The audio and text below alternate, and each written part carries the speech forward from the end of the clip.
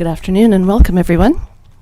The July 30th, 2024 regular council meeting is called to order at 4 o'clock. Council would like to acknowledge the Ucluelet on whose traditional territories the District of Ucluelet operates. Audience members and delegates are advised that this proceeding is being video recorded and broadcast on YouTube and Zoom, which may store data on foreign servers. Our first item is the District of Ucluelet Fire Rescue Department recognition. Chief Geddes.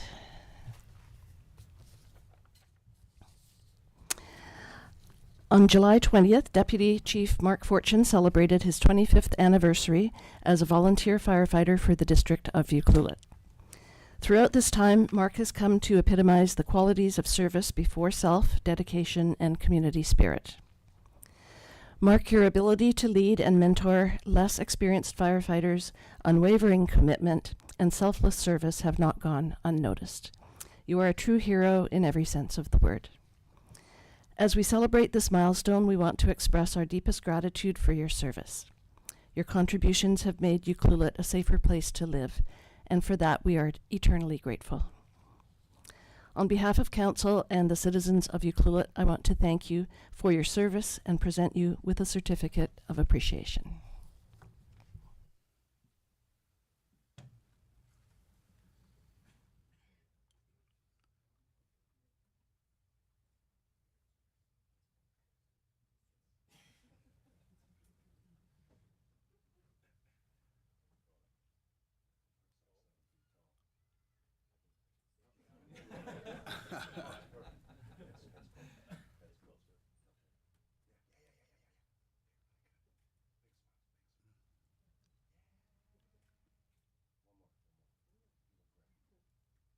Yeah, can we get all council in? Sure. I feel like that would be, because otherwise I've just got my. Make sure we don't block Jen. All of you. Let's get Jen in the back. In the back? Yeah, because I can get her in the back, that's easy. And then Sean, if you can come around, and then, I don't even think, yeah, no, it's gonna be great. So get in like right behind kind of Marilyn's head. And boys, shoulders together, okay? We're squeezed kind of. Mark, don't hide your head. A little bit over. Yes! Okay, now hold it. Hold it.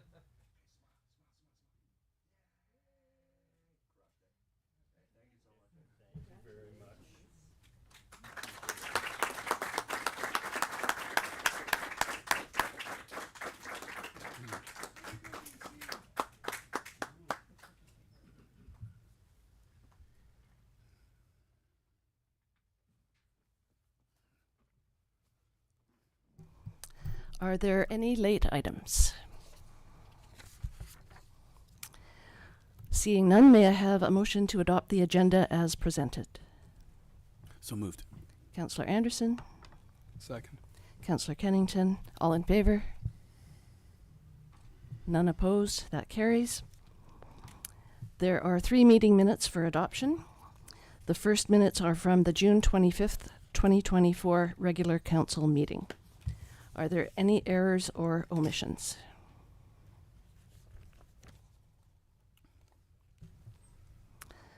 No, seeing none, may I have a motion to adopt the June 25th, 2024 regular council meeting minutes as presented?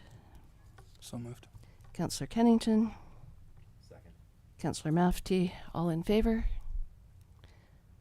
None opposed, that carries. The next meeting minutes are from the July 4th, 2024 Special Committee of the Whole. Are there any errors or omissions? Seeing none, may I have a motion to adopt the July 4th, 2024 Special Committee of the Whole minutes as presented? So moved. Councillor Anderson, Second. Councillor Mafty, all in favor? None opposed, that carries. And the final meeting minutes are from the July 9th, 2024 regular council meeting. Are there any errors or omissions? I have one. It's on page 25. Under my report with the Barclay Community Forest AGM, it says no dividends are expected in the coming years. I only said year. So we can take that S off there.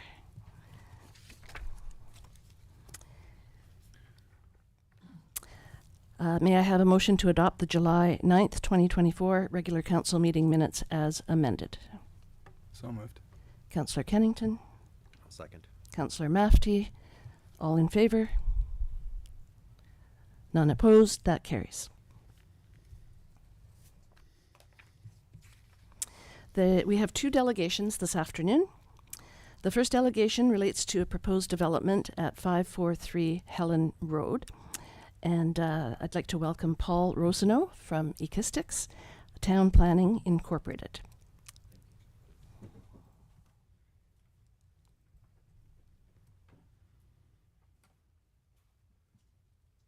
you, Your Worship and Council. We were out fishing all morning this morning, so I feel like I'm still on the boat. So if I'm swaying up here, that's my excuse. I'll try to keep this as brief as possible. There's a lot of information that we'd like to go through. So I'll if I'm going over time, just let me know. So first of all, we would also like to acknowledge that the land on which we gather is the unceded territory of the Tulat people who have lived along the west coast of Vancouver Island for thousands of years. Next slide. I think as all of you know, we've been working on a development concept for High Focus Island now for a couple of years. We began in 2022, and we've gone through a number of different renditions of our plan. Obviously, our goal is to put forward a development proposal that ultimately gets the support of council and the citizens of Ucluelet. And in order to achieve this, we're submitting an application for an OCP amendment and for a rezoning application of the site. The three objectives that we've kind of identified, next slide, I will just touch on briefly. The first one was to respond to local housing needs, which we heard about from day one when we embarked on this project. The challenge is to respond to Ucluelet's housing shortage due to the rising popularity of both Ucluelet and the corridor, and to ease the shortage of attainable and affordable homes amidst this increasing demand. Oh, okay, there we go. Our proposal that we're presenting tonight, I'll get into in a little bit more detail later, and also describe how that's kind of changed as we've gone through public information meetings throughout this year. The objective B was to improve infrastructure. The challenge was to establish high quality infrastructure, meaning roads, sidewalks, trails, water, and sanitary, both on our site and off sites. Specifically, to upgrade Helen Road for pedestrian safety, extend the trail network throughout the new neighborhood, ensure seamless integration of the new development with the existing sanitary treatment plant, address the existing odor issue that we all know exists out on the island right now, and to upgrade community infrastructure where necessary to provide appropriate services. And then the third objective, sorry, next slide. And next slide. The third one was to safeguard the environment. The challenge to preserve the site's mature forest growth and sensitive ecosystems and wildlife corridors, to protect historic and cultural sites with the appropriate stewardship of the land. Our proposal, we believe, is creating thoughtful and sustainable land development practices. We're preserving somewhere between 30 and 40% of the land as open space, and we'll be dedicating that land to the municipality. And to protect the unique environmental character, including the forested shorelines and elevated views, and of course to safeguard the valuable features that we know exist on site in the form of archaeological sites and wildlife corridors that we've identified through archaeological and environmental studies. So next slide. So just to update you on where we've been like over the past year. Our initial ideas and proposal were presented to the Ucluelet First Nation elders just across the channel here, and we gathered some valuable information from those presentations. We then held a public open house here in the community center on January 18th. We got a great turnout. I think there was close to 100 people that came out that night. We've got about 80 of them recorded, but I know there was many that didn't write their names down that evening. We did take in a lot of information that night and kind of went back to the drawing boards and with additional guidance from staff, looked at revising our plan. We submitted a revised plan with an OCP amendment and rezoning application on the 5th of April. We held another open house yesterday, in the room next door. Got about 40 people out. Also received some great feedback, particularly in how we had revised the plan following our first open house. And of course, our next step is that we're hoping to have our first reading with council perhaps sometime in early fall. Next slide. So the open house that we held in January, this was the proposal that we presented. I think all of you have seen it. It was a relatively dense scheme. It had around 326 units. That included just over 100 apartments. We had some stacked townhouses. We had some live work. We had some waterfront townhomes, duplex homes, small single family lots, large single family lots, and a small boutique hotel. And I think what we heard loud and clear from the public when we went forward in January was that this scheme was too dense. Next slide. So what did we hear specifically at that January 18th meeting? And we've tried to categorize it in these four categories. Density emerged as a focal point of discussion during the open house, with the community expressing a strong preference for the development to have a lower density. There was a clear desire for development to be predominantly in the form of single-family homes. And there was a real pushback against having multifamily and apartment buildings out on that site.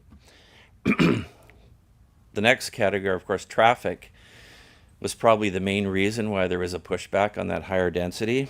There were concerns about public safety regarding traffic, most specifically on Helen Road. I think, as everyone knows, we have a relatively narrow road that doesn't have a sidewalk, and I think the idea of putting 300 units, out in high focus and having all of that traffic moving back and forth along Helen Road was deemed to be too much. So this was something I think that we heard from almost everyone at that meeting. The fourth thing that we heard was servicing and infrastructure. There was some community apprehension extended to the development's proximity to the existing sanitary lagoons in the south of the site, and concerns about the adequacy of existing water and sanitary infrastructure in general to service a development of another 350 homes. And then finally, I think we heard from a lot of people at the meeting that night that there was a desire in general to preserve as much of the natural environment out in High Focus Island as possible. In particular, the heavy tree cover and the sensitive ecosystems and some of the cultural finds that we had identified in our archaeological study and had put forward as kind of being in our inventory. Next slide. So what did we do? We kind of went back to the drawing board. We held some meetings with the owner and an owner's team, and we made a decision to eliminate the apartment buildings, to in general eliminate all the multifamily housing that we had proposed, and to come back with a more simplified scheme that was all single family and single family that was generally being designed for two separate markets, and I'll talk about that in a second. So the scheme was 29 external lots, which are larger lots, most of them fronting and touching down to the water, either in the cove itself or out in the harbor's inlet, and then 44 smaller units with secondary suites that would be the internal homes for a total of 73 units.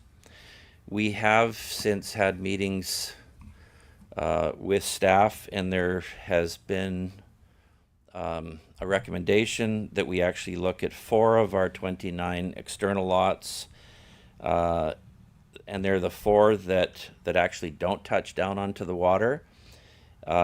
And we've been asked to explore some schemes on those 4 particular lots that would be more of a multifamily product.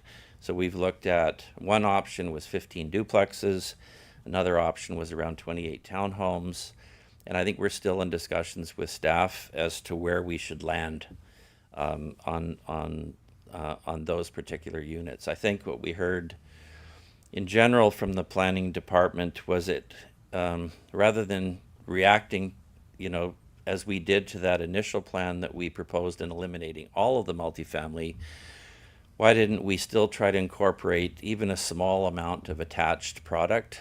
And we have done some design schemes. We're going to be presenting them to staff here in the next week or so, and trying to land on what our final application should look like in that regard. But right now, the number that we're putting forward is 73 homes. Next slide. Or 73 single-family lots, and I'll talk a little bit about the mix on those. These are largely, technical drawings showing the current OCP designation as it exists out on the site today on the left, and our proposed OCP designation that would support our development scheme on the right.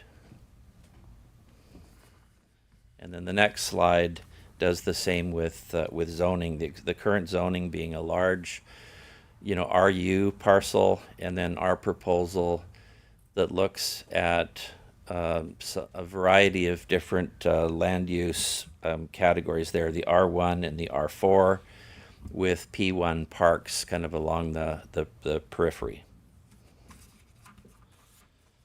Next slide. So what we are proposing is kind of outlined here in a slightly more technical way. You'll see 2 different colors on that site plan. The lighter yellow are the 29 so-called waterfront lots around the periphery of the development, and then on the inside there's a slightly darker orange, I'm not sure how well it shows up there, that are the 44 internal lots. And then you can see there's a land use chart on the right-hand side that shows that around 24% of that area is green space or park, around 20% is roads, around 57% is residential for that total of 100%. And then the breakdown of single-family R1 and compact single-family R2, and it's about 1/3, 2/3 in terms of land area.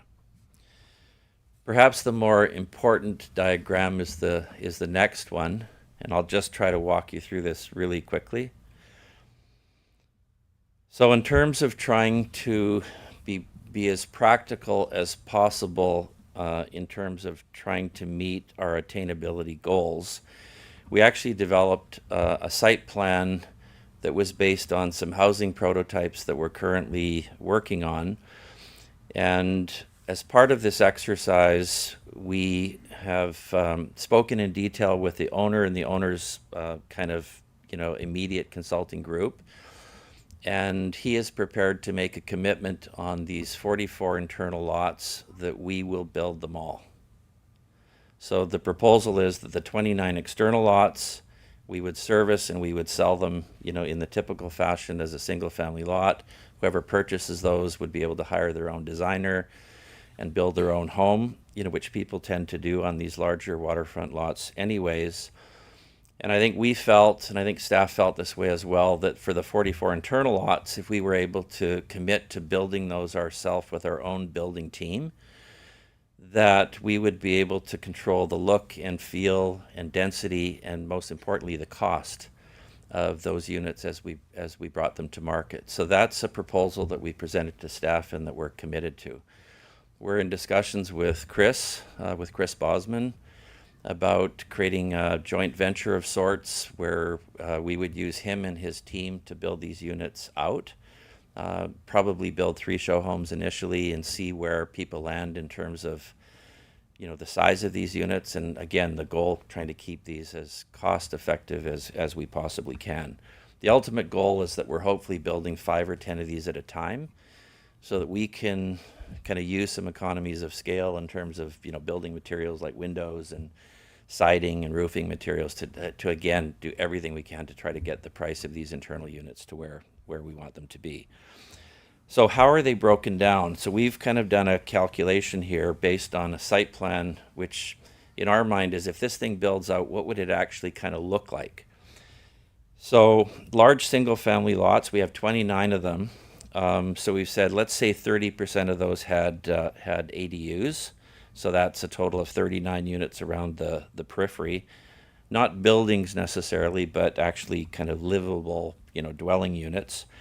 And the 44 small single-family lots, our commitment is that in each and every one of those 44 lots, we would build a legal secondary suite downstairs. So right away, you're going from 44 to another 44.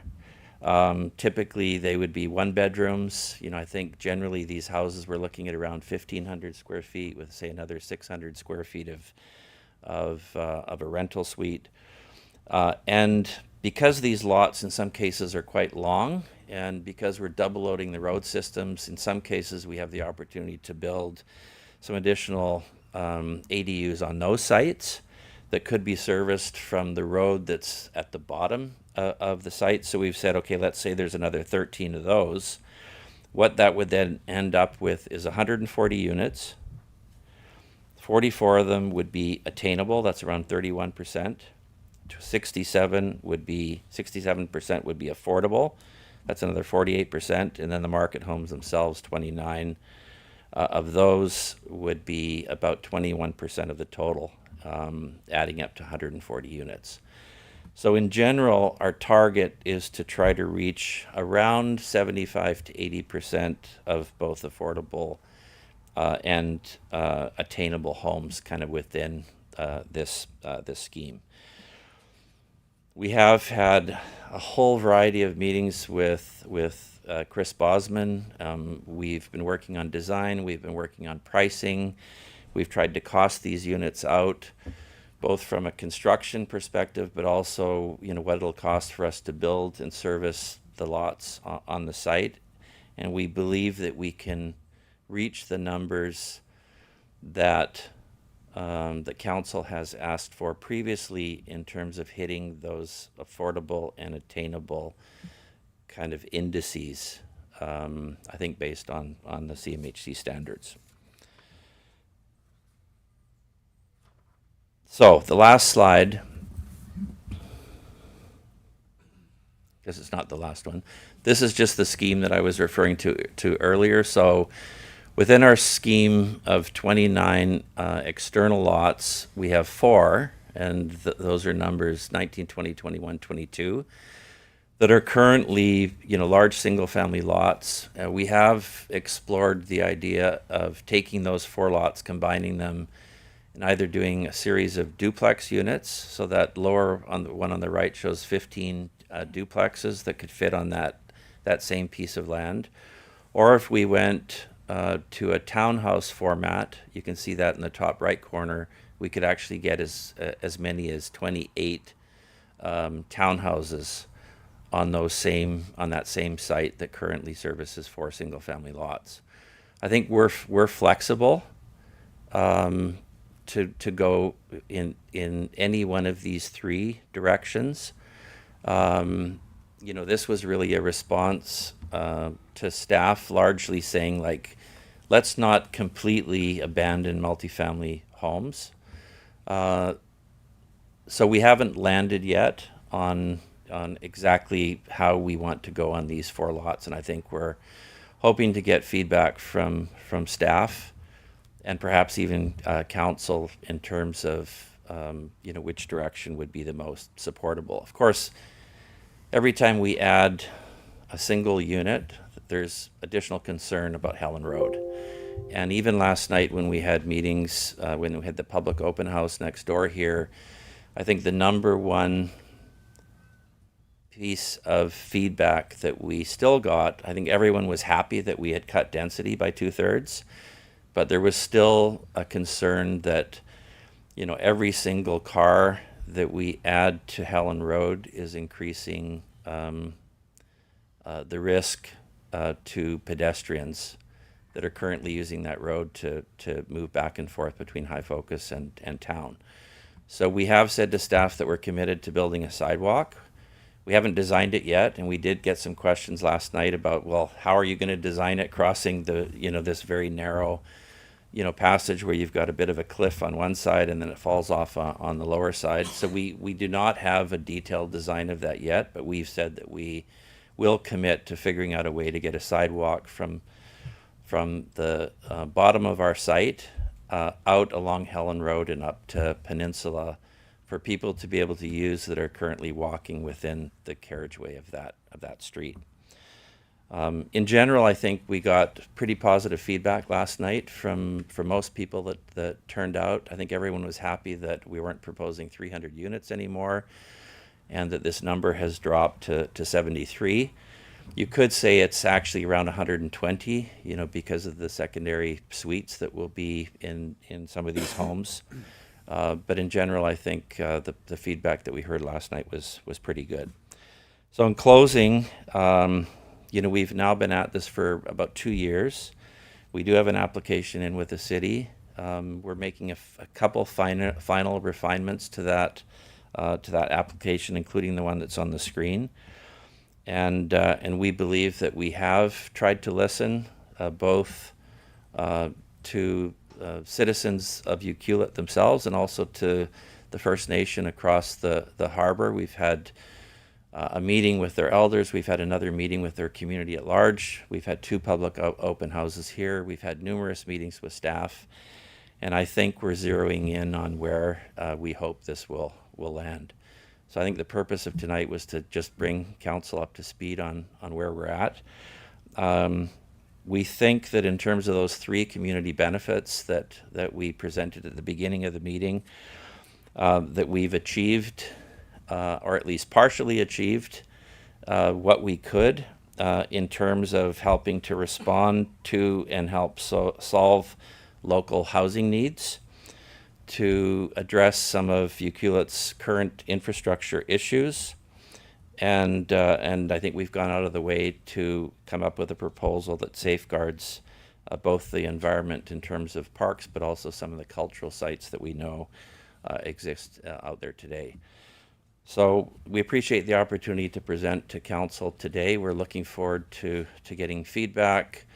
We're hoping, and Mr. Liu, the owner of the property, is here with us today. And had a great day fishing and wanted to attend the meeting this evening. And we appreciate the time that we've been allotted tonight to present. So thank you very much. Thank you, Mr. Rosenau. Are there any questions from council? Through the mayor, I see that you have affordable rental units, but how are those affordable?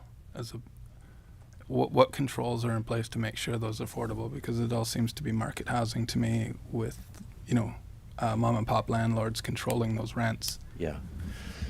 So I think, you know, what we have done, and I'll just be transparent, you know, we've kind of crunched these numbers, particularly in regards to those 44 internal lots, as to how much it would cost us to service those lots and to build homes on them that would have kind of 2 tenures. The house itself, which we've looked at houses ranging from 1,200 to 1,800 or 2,000 square feet, and then the secondary suites themselves. So the affordable component of that is meant to be the secondary suite, which would just be a rental suite and a mortgage helper. And then the size of the house itself, particularly if we're building them, we're trying to get it into a price range of under $1 million and trying to crunch the numbers in such a way that it would hit those indices. if the question is how do we guarantee that, is that the question is, how do you guarantee that those are affordable units? Because when we start using words like affordable and attainable, those are CMHC words that have very specific meanings, but these are market houses with secondary suites. And I don't, it's not a problem with secondary suites, but we can't call them affordable because the people who rent them out haven't committed to that, and we have no commitment in place or covenant or anything to dictate it. And if we do that, are people going to actually buy them? So I think we would need more information on why we're calling these affordable, what those rents are, and how they will be controlled. Because at the moment, a landlord can set the rates, and that might not be affordable. Yeah.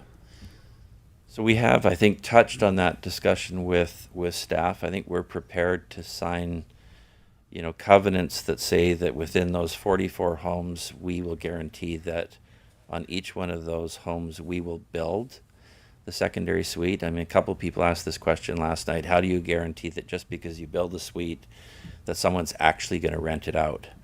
And I think we're open to suggestions as to how we could best do that to satisfy, UQLIT's concerns that these, at the end of the day, are still market homes. Okay. That So- seems a little bit at odds with reality, but to my mind, if you're building all these ADUs, putting all of that effort into an apartment building that is rent controlled makes way more sense and is more secure, and people will have more faith that those units would be rented affordably. If the community is going to make some sacrifices, then there needs to be some sort of reward for that sacrifice, and not have these things just as guest suites for people's friends, that we're actually working towards solving the affordability crisis for renters in town. Yeah, I mean, I think what we're seeing in other municipalities, and that's not to say that would necessarily happen here, because you have more pressure here on tourism than some municipalities do, that it's getting so that most couples can't afford to build their own home on their own single-family lot without the mortgage helper that's the basement suite that would be provided as part of our design. That doesn't necessarily mean that each and every one of those will get rented out, or that it'll get rented out for a specific price. I think our initial goal in terms of putting the apartment buildings on the site was to do exactly what you suggested, Councillor, that you have a much easier ability to control a 30 or 40 unit apartment building, if you're building it as purpose-built rental, to achieve those objectives.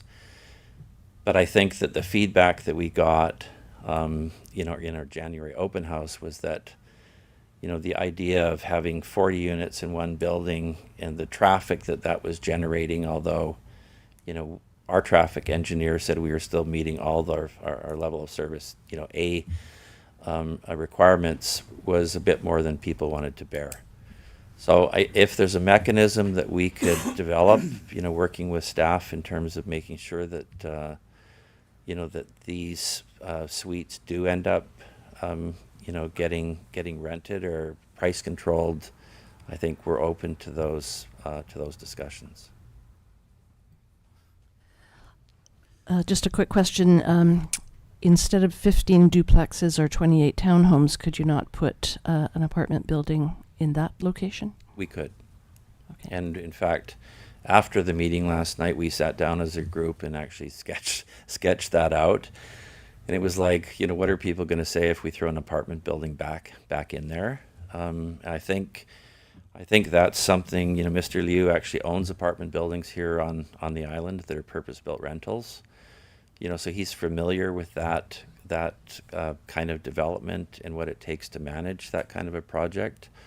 And he posed that question last night after the meeting, as well. Like, could we fit an apartment building in there? How would it blend in or not with the neighborhood? And I think, given the size of that site, it is something that we could do. It just seems that the density of an apartment building is what would keep it affordable, potentially. Yes. Yeah. Councillor Anderson? Yes. So looking at those units that are towards the lagoons at the backside, and I know we talked about this briefly last night. It can be hard to stand back there because it's quite odorous. And I'm wondering if and we did discuss this, what your thoughts are on that, because for a council, I think we'd be remiss if we weren't thinking about the situation where someone spends $1 million on a lot, and then they come to us later and say, hey, you have to do something about this. Yeah. I mean, as we spoke about last night, we've been working with KWL out of Victoria. We've had them out on the site in numerous occasions. They've also had meetings with your staff and with the city's civil engineering consultants in Parksville or wherever their offices are. Our civil engineers feel that the majority of the odor problem, and we spoke about this last night, Councillor, is actually coming from the fish treatment plant and the open-ended situation that exists on High Focus now, with where pipes are coming together before they hit the outfall. And I think there's two particular, manholes, one that was never covered and one that is currently broken, where a lot of that odor seems to be, emanating from. Certainly we're also interested in fixing that problem, because I think we also don't want to be marketing lots within the proximity of the lagoons or those outfall systems where an odor situation exists. I think our consultants feel that we can largely solve that problem, and we're committed to doing it. Now, the odor that's coming off the lagoons themselves, they believe that most of that odor is not coming from the lagoons, and that as the system begins to get repaired with a lot less fresh water kind of infiltrating into those lagoons, which is currently making them inefficient, that will also help to deal with fixing the odor problem. So we're not developing immediately up against the lagoons, but I think you're right. There's a few lots right at the end of the road there, like on the Cove side, that are probably within 100 or 150 meters of the lagoons that we're also concerned about in terms of making sure that there isn't an odor that's affecting the saleability or livability of those lots. Thank you. Any other questions for Mr. Rosenau? Seeing none, thank you very much for your presentation. Yeah, thank you. And will this be on your website or somewhere where we can access this presentation? We'll be sending the PDF, or I think we may have already sent it to staff, but we'll be sending the presentation in so that it's accessible to each one of you, or we can send it to your personal email. Okay, that's great. So for those people who couldn't hear that, a PDF will be sent to us, so we will have the access to the presentation. Thank you very much. And you don't have to stay for the whole meeting if you don't want to.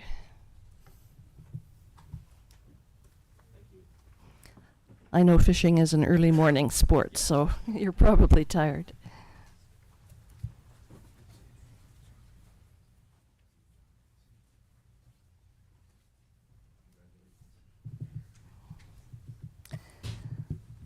All right, our next delegation is from the West Coast Multiplex Society. I'd like to welcome Samantha Hackett and Carrie Ho regarding the project update and a request for a support letter. Welcome. Thank you. Thank you, Mayor and Council. I'm Carrie Ho. I'm one of the board member for West Coast Multiplex Society, and this is Samantha Hackett. We also have a couple Ucluelet residents that's also on the board, Kiki Lancelet, Julia Taff, Clint Mack, and Sean Mills. Some of them, I believe, is on Zoom. I want to start by acknowledging the territory of Ahousaht, Hashquit, Kaloquit, Ucluelet, and Toquat in the spirit of truth and reconciliation.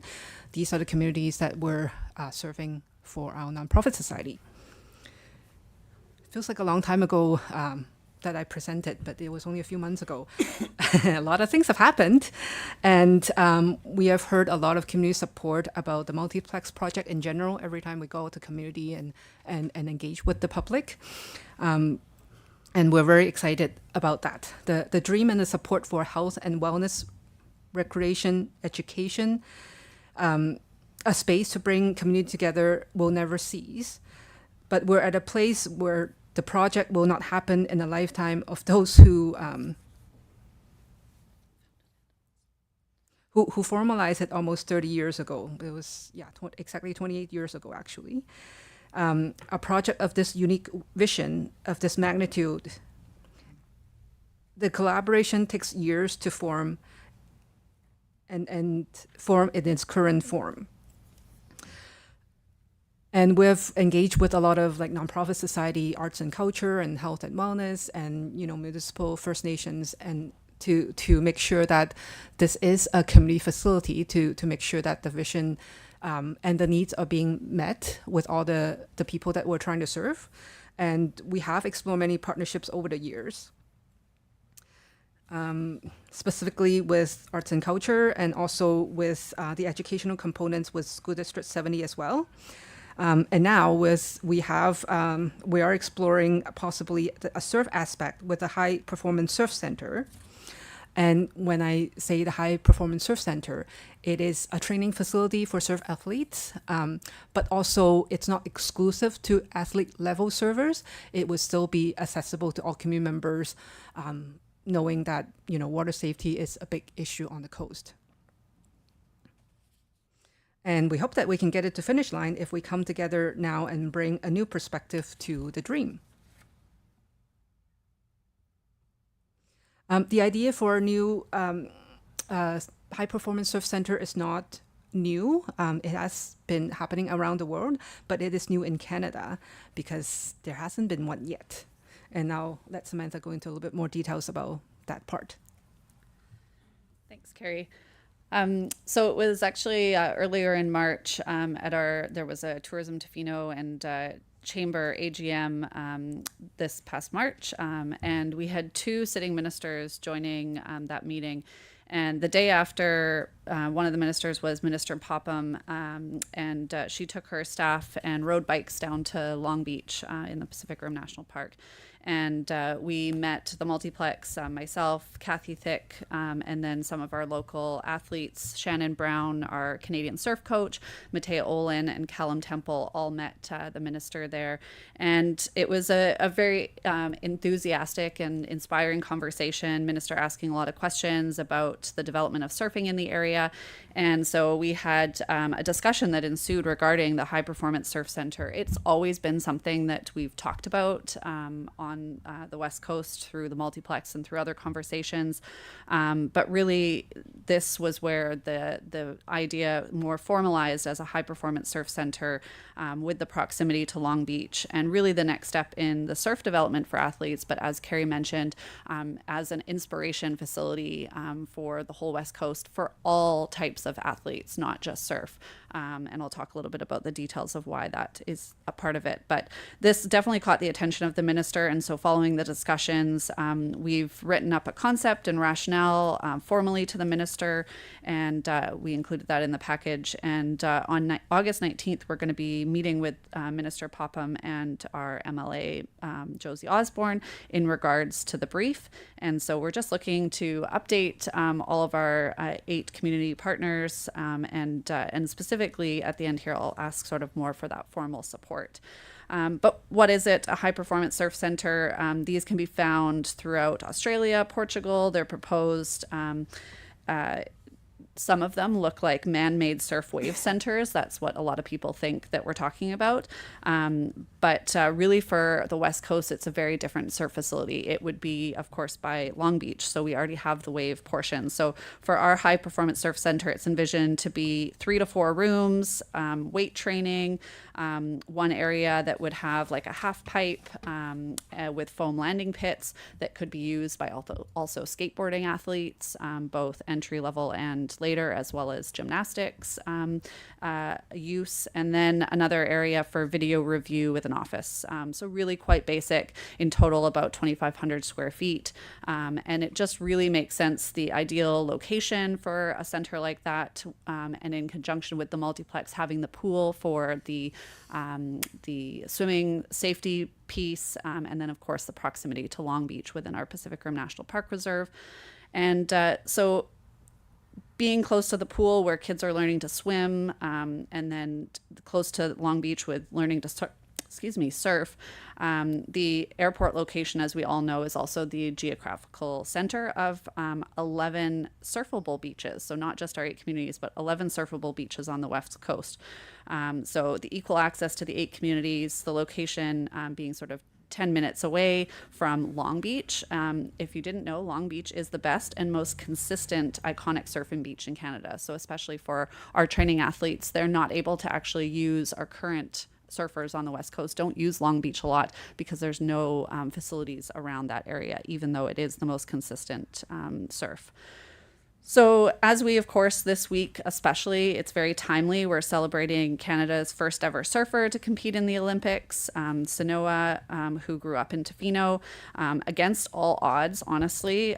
For those of you maybe that haven't thought about it, surfing is potentially a privileged sport for most, especially to get to that level of Olympics. And she's earned the privilege of competing with 48 of the world's best surfers in Tahiti, and just did that over the weekend. So yes, of course, Sanoa is immensely talented and has been propelled by the competitive environment of surfing. But she's had the opportunity growing up to proximity to Cox Bay, traveling to the best surf spots in the world, and access to great coaching and training. And so now surfing has given talented surfers have given Canada the distinction of now placing 9th in the world in surfing, which is a pretty huge accomplishment for Canada and our local surfers. So aside from our Olympic contender, Sanoa, there's a huge talent pool of young kids on the West Coast who aspire to the same national and international competitions. Recently, there was the Brewweiler's Kids Classic. In June, there was over 100 kids competing under 18.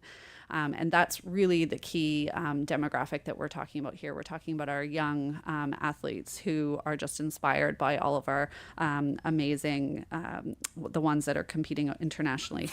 So we have and are continuing to create a healthy competitive environment, but we need to create facilities and access to that year round and really take away those barriers of it being a privileged sport. Like I had said earlier, and just to expand on that, I think a lot of people think that skateboarding, surfing, some of those, they seem to be accessible sports and that anybody of any age, of any income could access, but that's not the case. I'm not a surfer and my kids don't surf because I'm not taking them out surfing. And so for them to surf, we've got to be putting them into surf programs, which don't exist at a low cost here on the West Coast. All the gear, it's not accessible. And if that's the case for me and my family, I can't imagine what some other families must be up against with accessibility and making it a non-privileged sport. So in addition to all of this, there's also, of course, the pressing and developing need for the safety aspects. So surf guards on the West Coast to patrol our beaches. There's been lots of conversations happening about that locally. Long Beach and Cox Bay most specifically, but I think all the beaches, if not imminently, I think in the next few years will become also part of that. Easily in those beaches right now, there's about 1,000 people per day on those beaches. And our MP Gord Johns says that there's no beach in Canada with that many people in and around the water who are unguarded. Our teens and young adults becoming surf guards, that isn't something that's accessible right now because they don't have those safety pieces in place. Recently, we were talking to our Team Canada coach, Shannon Brown, and he said something that we wanted to quote was that he said, "We are in a hot spot. We have all the beaches. We have a huge talent pool of kids. We have coaches with the capacity and credentials. This is the place to do it, and the time is now for this high-performance surf center." So with that, just a couple of the things that we're really looking for as we move forward is the support of you all today on the concept of a high-performance surf center as being part of the multiplex to bring in that safety aspect and that accessibility aspect. Agree as I know that there's recreation plans and community plans that collaboration when it comes to a recreation facility that we are needing to work on it collaboratively, that it's not within the District of Ucluelet or one community, that it's a regional approach for the future of our children now and many generations. And I know the last time we had talked, which was a while ago, there'd been the Committee of the Whole updates, but the last sort of discussions was about having a formal regional discussion initiated by District of Ucluelet, District of Tofino, and ACRD. And so we look forward to those conversations hopefully this fall. I'm losing my voice. You want to finish up for us? Sure. Just with that.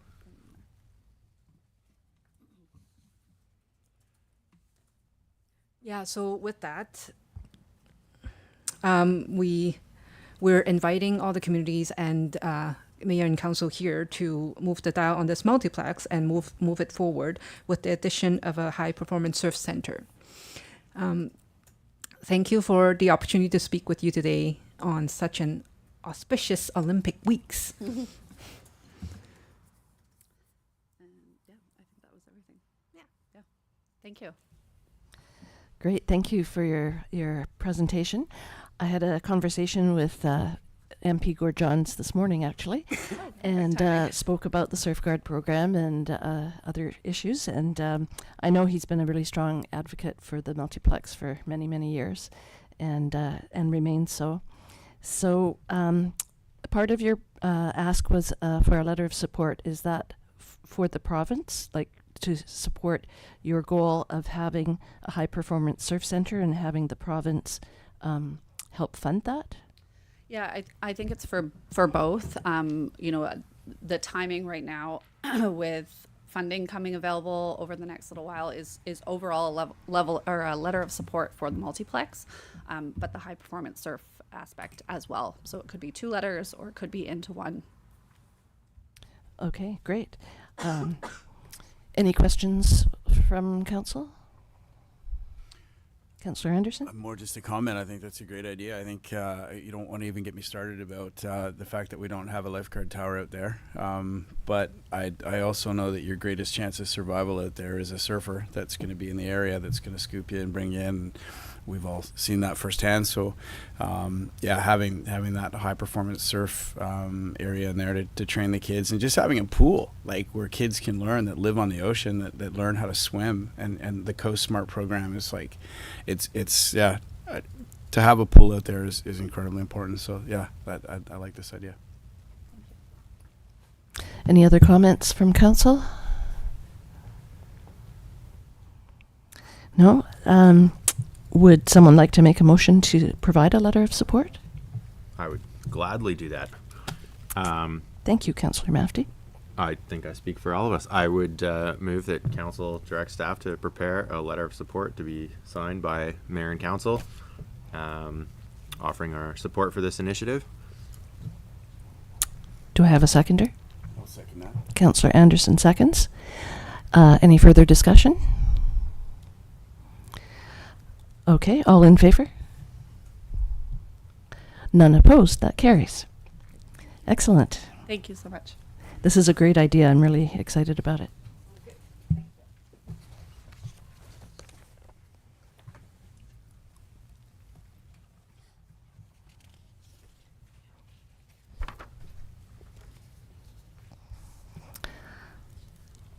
Is there any unfinished business? No? Okay, so seeing none, there are 4 bylaw items.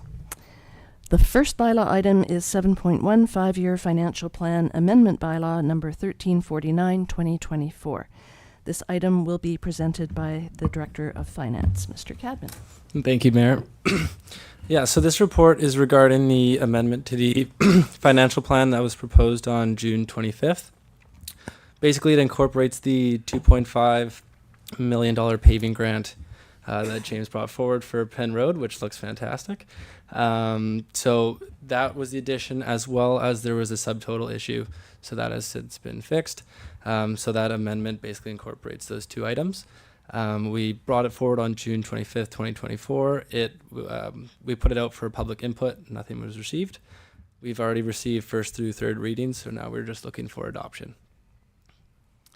All right, thank you very much. There is a recommendation if someone would like to make that motion. I'll do that. Councillor Anderson.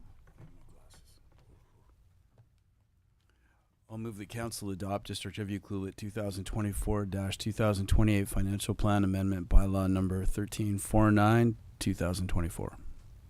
Do I have a seconder? I'll second that. Councillor Kennington seconds. Any further discussion? All in favor?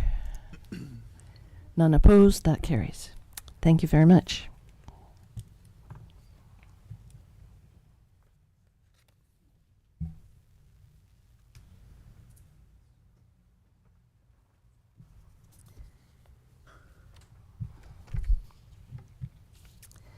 The second bylaw item is 7.2, District of Ucluelet Development Application Procedure Bylaw number 1350, 2024. This bylaw received 3 readings at the July 9th regular council meeting, and council is therefore in a position to adopt the bylaw.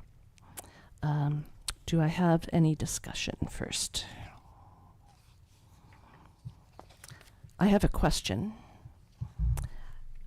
It's on page 50 of the agenda under council discretion. And I just don't know why this wording is the way it is. I didn't catch it when we gave it the 3 readings. It says, any one or more of the procedures in this bylaw, except those that are governed by statutory provisions, may be temporarily suspended by unanimous vote of the council present. And that was pointed out to me that our votes are usually based on majority. So just wondering why this particular one has to be unanimous. Don't know who I'm directing that question to, but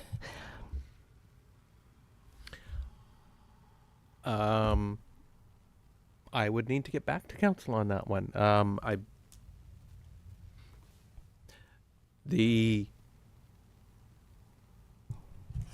I would have to get back to council on that one. Yeah. so we should just defer this particular If council adoption? adopts the bylaw as presented at this point in time, we can bring back the answer to council as to why it's a unanimous vote versus a majority vote. If it is not appropriate that it's a unanimous vote, then what we would do is just amend the bylaw to revise that provision. But at this point in time, it wouldn't really necessarily affect anything with respect to the bylaw, except for in the unusual occurrence where that discretionary power would be utilized. So council still is in a position to adopt the bylaw if needed. It just means that if there was an error made with respect to that provision, that we would need to come back and revise it, and we could advise council on that if required. The alternative is defer this to the next meeting, and we can get an answer for you and then adopt the bylaw at that point in time. Okay, I don't really want to delay it because the whole idea of this process is to speed up the development permits. So deferring it till September 3rd is probably not the best idea. But what do my councillors feel Ooh, we could just amend the wording. at a later date? Oh, right now. Can we do that? Can we amend the wording right now, or would you prefer to look into why it is worded that way? Ideally, we would look into the provision, because if it's a statutory requirement, then the bylaw wouldn't, that clause in the bylaw would need to be struck, and we would be back to bringing it back to council. So it would be advantageous to adopt it now or defer it. Either one would be fine. And then we can report back to council on that. And then if there is an amendment or change needed, then we can affect that. What would council like to do? Just to play devil's advocate, is there any specific reason why it can't stay as it is? I mean, I understand that we don't generally make unanimous decisions, but in this case it would be a decision to sort of go against what we've decided to do, in which case maybe it's not inappropriate that it would take a unanimous council to say yes rather than just 3 people. So I don't have a horse in the race either way, but it doesn't seem to me that this is somehow wrong or would put us in a bad position further on down the road. So I'd be okay with it as it is. I'd be okay with an amendment today. I'd be okay with it either way. I think getting an explanation as to why there may be a very good reason. But, There could be a good reason why. I'd like to know what it is. Yeah, it's just very unusual to have it worded that way. Because this is the whole section is about council discretion, and our votes are always based on majority. And any other comments? So perhaps a motion to adopt and then have staff look into the wording and come back with an amendment if necessary. Fine. And does that have to be part of the motion, or can we just move the recommendation as it's stated? You can move the recommendation as stated, and staff will provide an answer to council with respect to that clause. And if there is a revision necessary, then we will bring that to council. Okay, great. Would somebody like to make that recommendation?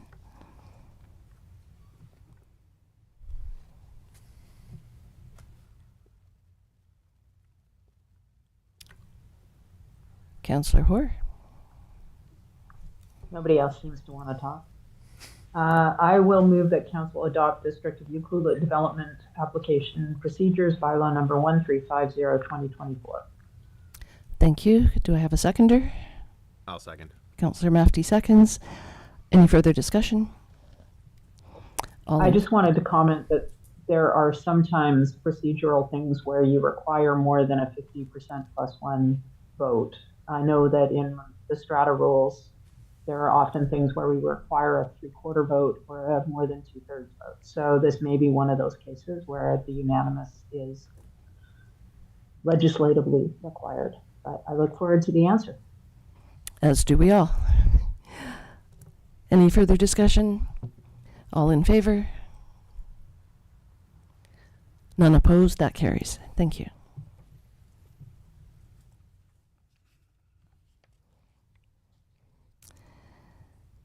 The third bylaw item is 7.3, Records Management Bylaw Update. This item will be presented by our Chief Administrative Officer, Mr. Lawrence.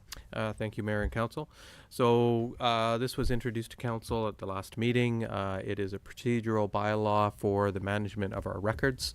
The old bylaw, which was completed some time ago, it was inadequate for the current legislation. So this new bylaw updates the procedures for us for maintaining and destruction of records at the appropriate time. So having a bylaw in place is a requirement so that we can effectively manage our record systems. Great, thank you. And I noticed in the recommendation, under analysis of options, it suggests that the old bylaw be repealed. Does that have to be a second, like a first motion before this one is given for second and third reading? No, that to repeal the bylaw, you do that within the actual bylaw. So the new bylaw actually has a clause that says it'll repeal the old bylaw. So you can't you shouldn't repeal the old bylaw until such time as you have the new bylaw in place, and so it happens at the exact same time as the new bylaw is adopted. So it's in the fine print, in other words. Yeah. Okay, great. Any questions for Mr. Lawrence? Seems pretty straightforward.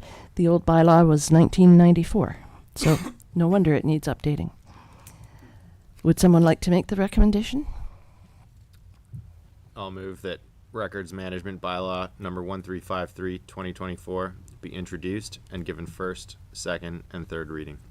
Thank you, Councillor Mafty. Do I have a seconder? I'll second that. Councillor Anderson seconds. Any further discussion? All in favor?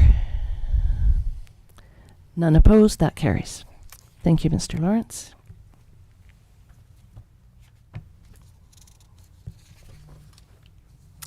The last bylaw item is 7.4, zoning amendment for 2102 Peninsula Road. And this item will be presented by our planner Ms. Newduck. I'll be recusing myself as I'm involved in the project. All right, thank you, Councillor Kennington. He's recusing himself.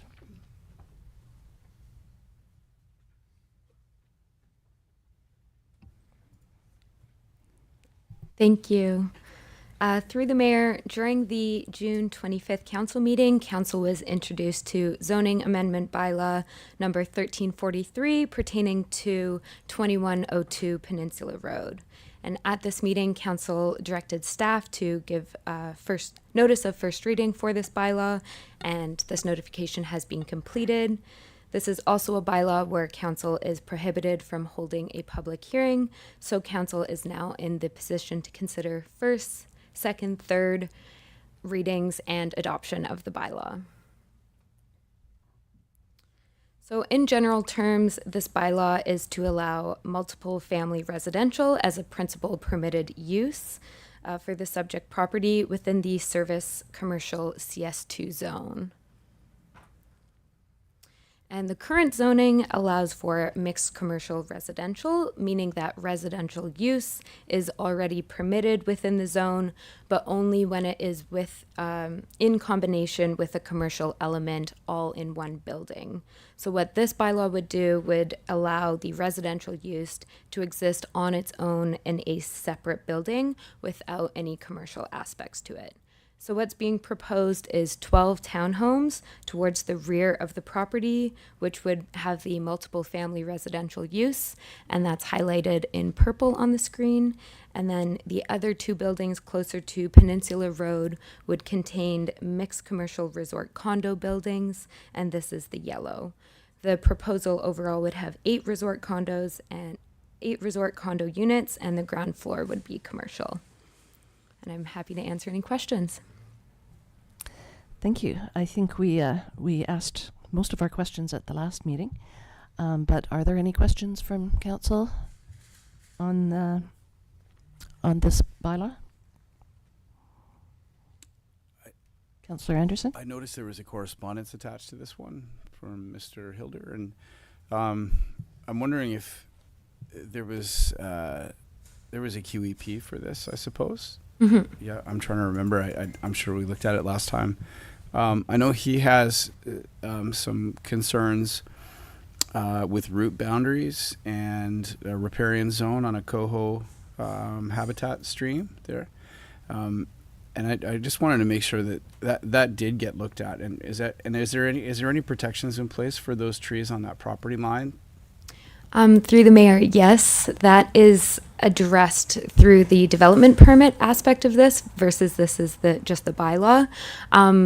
It had an existing covenant that specified a setback of 15 meters from the center of the stream for the property, and an additional QEP did another assessment and said 10 meter setback, and the proposed development is outside both of these setback lines, and the QEP has specified additional environmental mitigation measures that are included in the DP to ensure that there's construction plans and there's an SPCA in place, and that the stream is protected, and all construction should happen only within this property, and there should be no encroachment into the neighboring property at all.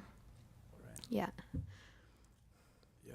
So I guess his Mr. Hilder's concern was he also had he was worried about some erosion or from over excavation and tree and slope stability issues. So I guess we'll just make sure as construction goes, we'll talk with him and make sure things are going Mm-hmm. well.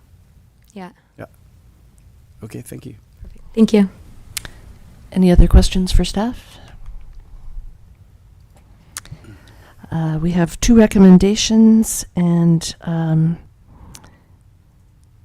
probably read them separately, I'm guessing. Okay, great. Would anybody like to make those recommendations?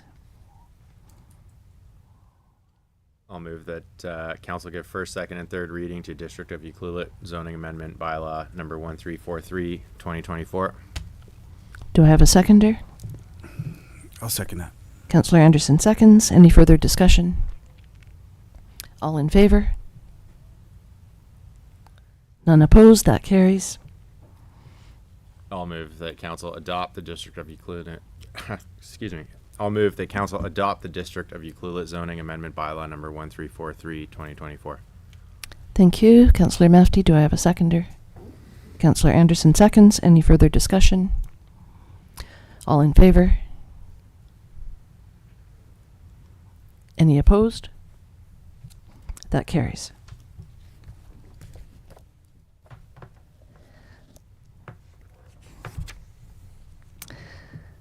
Thank you for your report. I didn't see Jen's vote. Did Jen vote? She voted. I think Councillor Kennington has to stay removed because this is the same property, right? Sorry.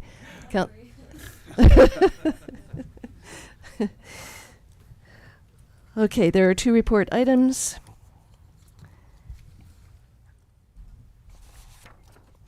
The first report item is 8.1 development permit for 2102 Peninsula Road. After this report is presented by the planner, the applicant will have an opportunity to address council. Ms. Newduck, welcome back. Thank you. Yes, this is continuing on with 2102 Peninsula Road.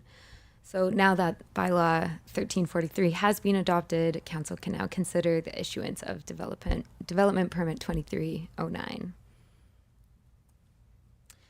So this is a form and character DP as well as an environmental DP. For the form and character, the applicant has used the OCP guidelines and policies to inform the architecture and design of the proposal to align with West Coast Fishing Village heritage. The proposal, as I mentioned earlier, is for 12 townhomes, 8 resort condos, as well as 2 areas of ground floor commercial space. In addition, there's a proposed green space buffer with a play area, as well as additional landscaping towards the frontage of Peninsula Road. And also, as we just discussed, it's an environmental DP as there is a stream on the neighboring westward property, and the riparian area around the stream has been assessed by a QEP and has stated that the area is of excellent mature forest quality, and the stream itself is fish rearing and spawning habitat.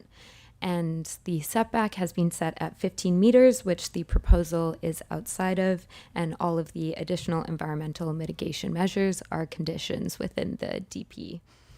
And as the mayor said, if the applicant's here, they're welcome to address council, and I'm happy to answer any questions as well. Thank you, Ms. Newduck. Is the applicant online?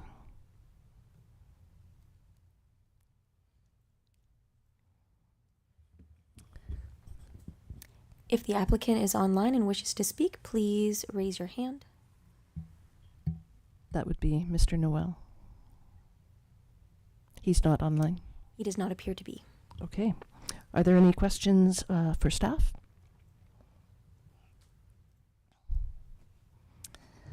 Okay, seeing none, there is a recommendation. Would someone like to make that motion?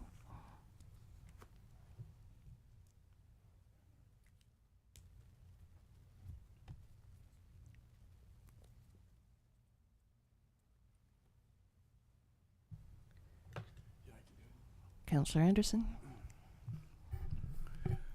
I'll move that council authorize the Director of Community Planning to execute and issue development permit DP 23-09. Thank you. Do I have a seconder? I'll second. Councillor Mafti seconds. Any further discussion? Seeing none, all in favor?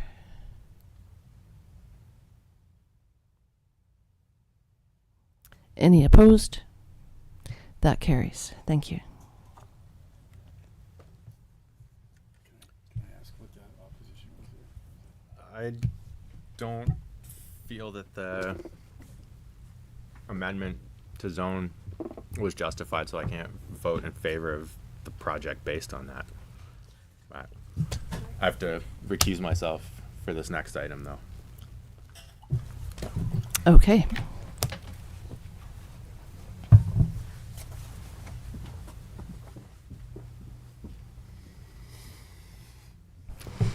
The second report item is 8.2, Notice of Land Disposition Lease Agreement, Wild Pacific Trail Society.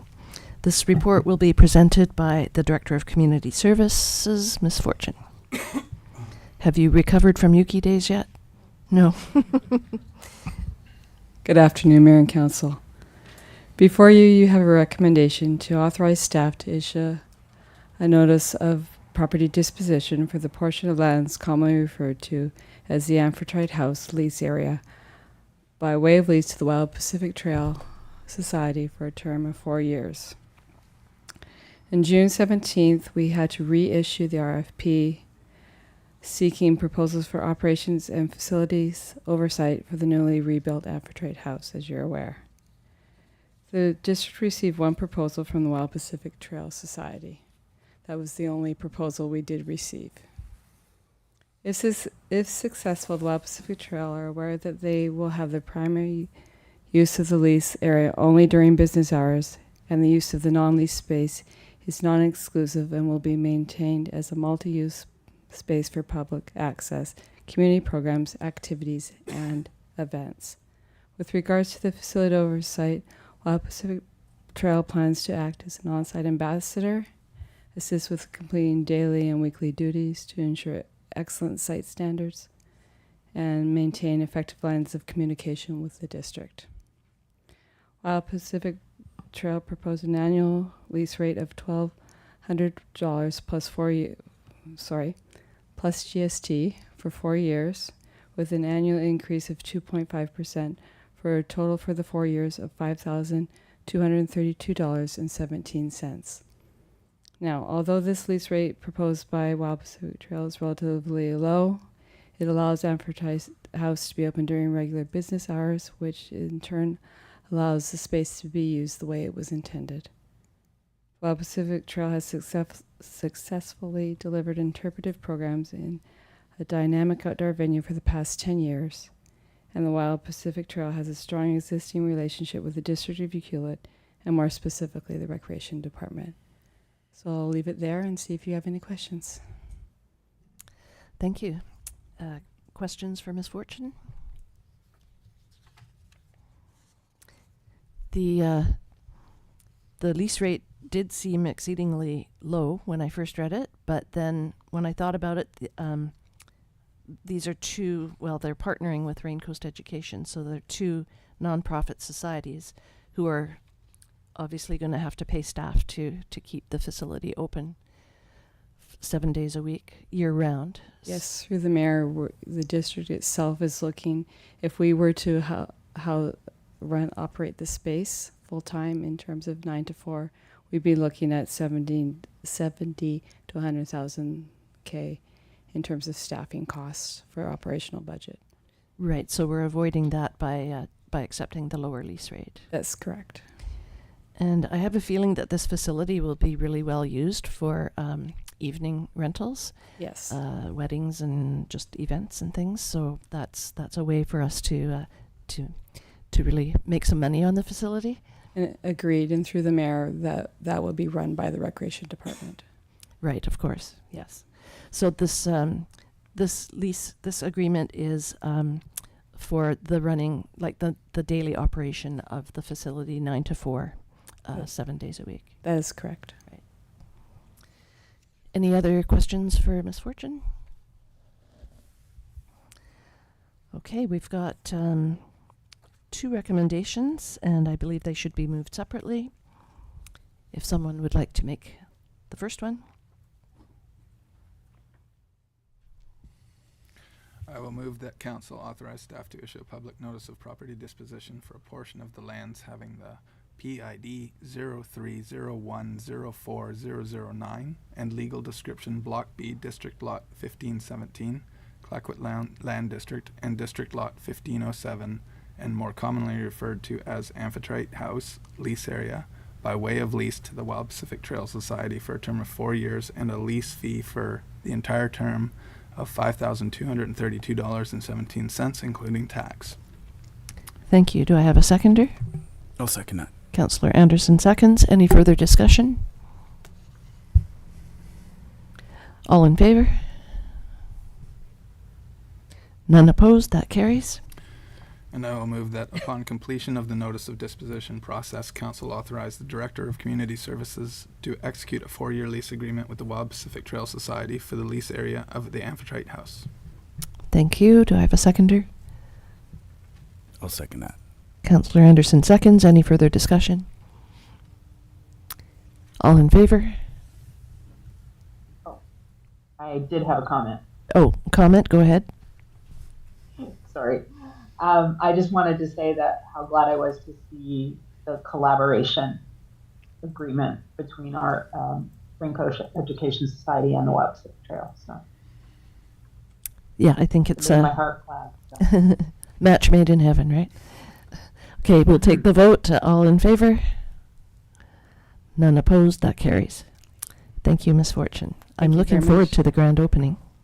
Me too. When will that be? Stay tuned. When you've recovered from Yuki days, I know. Thank you very much. Okay, thanks. Are there any notices of motion? There are 3 correspondence items. Sorry, Mayor. We should invite Councillor Mafty back into right. before moving on.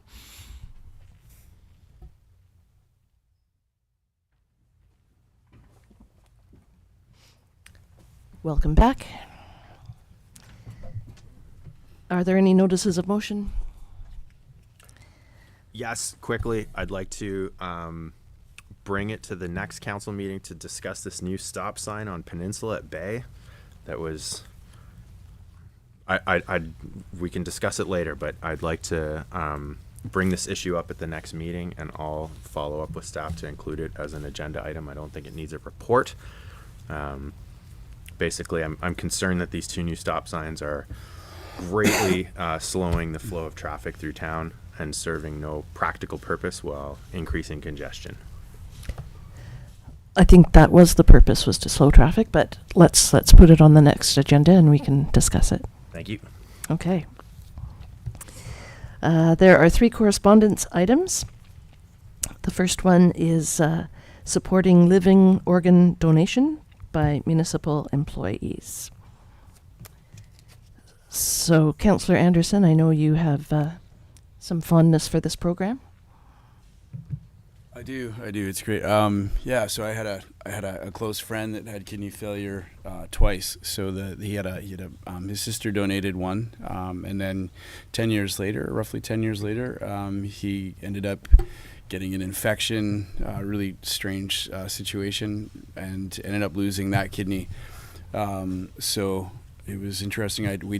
We all did the testing. He's a good friend, and I was the lucky closest match. So yeah, I was working at VGH at the time, and this program is excellent because it basically pays the difference while you're away and you're healing. So if you're a living donor and you donate, for example, in my case, a kidney, while you're off, you actually get reimbursed for that. So you can take that time off and whatever it is, it's like 3 weeks or whatever to heal. And I think in the correspondence it says that it's, it works out to be it's not that much money to have to do it, but it makes a world of difference to people that go through this. They can't afford to take the time off to donate an organ. So yeah, and we were able to do that. So I donated a kidney to a friend, and it worked, and yeah, it all went very smoothly. And I met him at Yuki Days. That's right, you did. Yeah. Yes. The letter, it doesn't go into the program in great detail, but it does say that recognizing that there are only 15 live donors for every million Canadians, it should be noted that this would likely not be a frequent occurrence at any given workplace. And assuming a median salary of $60,000 per year, 80% support for 4 weeks of coverage would come to a total of $4,000. Right. It was pretty minimal. Yeah. So I wonder if we want to refer this to staff to bring back a report. Would that be the best option for this, Mr. Lawrence?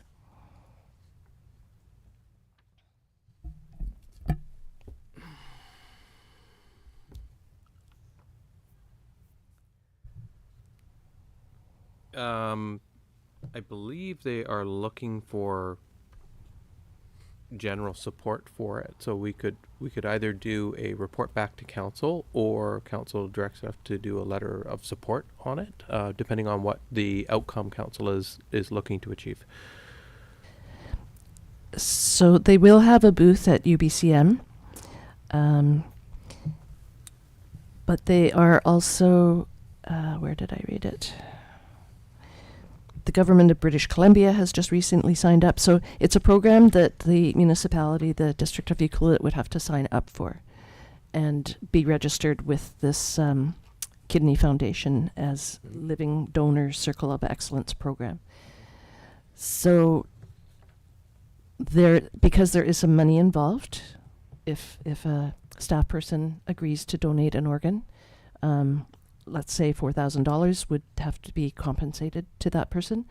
So that's why I'm asking if it should be a staff report to incorporate. We can definitely bring a staff report back to council if you wish. Okay, I think that would be great. I'll make that motion that we refer this to staff to bring a report back. If I could get a seconder. I'll second that. Councillor Kennington seconds. Any further discussion? All those in favor? None opposed. That carries. Thank you.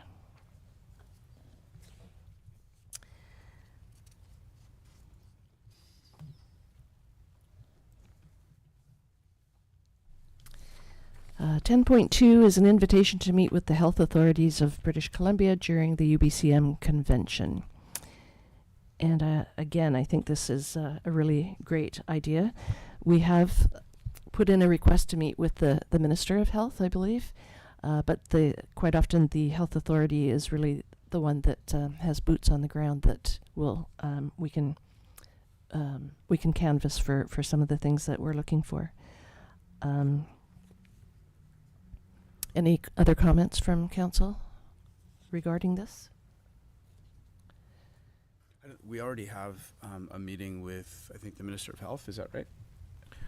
At this point in time, we have submitted a request to meet with the Minister of Health. So we have not received confirmation that that meeting has been granted to the municipality.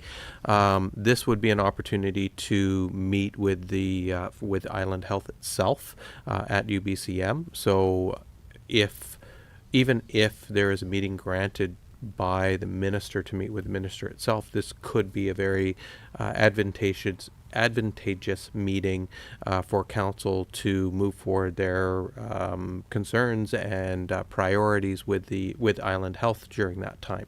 So a resolution from council, direction from council to ask for a meeting during UBCM would be appropriate if council feels they would like to meet with Island Health. I think that's a great idea. I have heard that many ministers may not even be at UBCM because of the election. So that's probably why we haven't received confirmation, I think, from any of our meeting requests, but that remains to be seen. Anyway, I will make the motion that council direct staff to request a meeting with Island Health at the Union of British Columbia annual conference to discuss housing for visiting physicians, aging in place. What other topics did we have? Oh, aging in place, long-term care. Long-term care. And yeah, we also wanted to talk about what's going to be in the medical center, the new medical office. Right. What's happening in the medical center, our new medical center, what's actually going in there. I know this came up in the RCMP discussion, but we had identified a desire for more support for mental health services in the community, and that could be something we could at least mention. That's a good one too, actually. Did you get all that down, Ms. Owen? Okay. So I made the motion. Is there a seconder? I will second. Oh, okay. You go. Councillor Mashti, seconds. Any further discussion? All in favor? None opposed? That carries. Thank you. So staff will look after setting that up. Great, thank you. 10.3 is the First Nations Leadership Council and UBCM invitation to province-wide community-to-community forum at the Union of British Columbia Municipalities and First Nations Leadership Council. So this takes place for the entire day on Monday, the first day of the conference, 8:30 to 4:30. And I know most of us have already submitted our UBCM requests for what we want to attend. Did anyone put their hand up for this one? The all-day? No.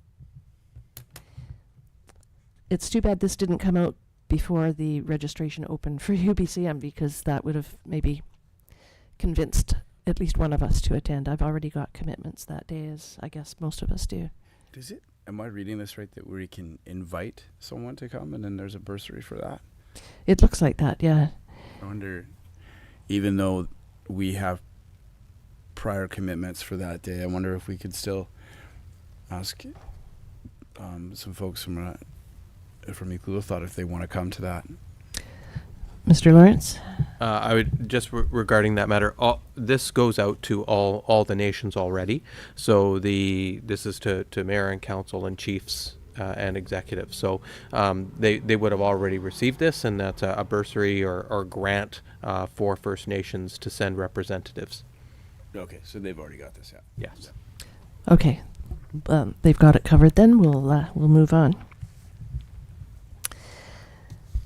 All right, there are 3 information items. The first item is 11.1, sanitary sewer capacity limitations. And this is an information report from the Director of Engineering Services, Mr. McIntosh. Thank you. Good afternoon.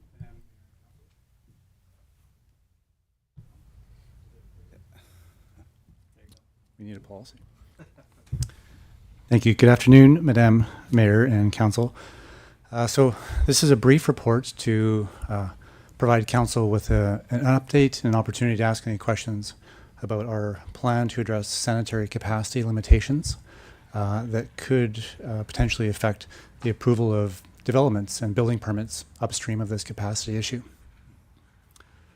So just a brief background. So our sanitary sewer system was mostly engineered and constructed in the late 70s and 1980s.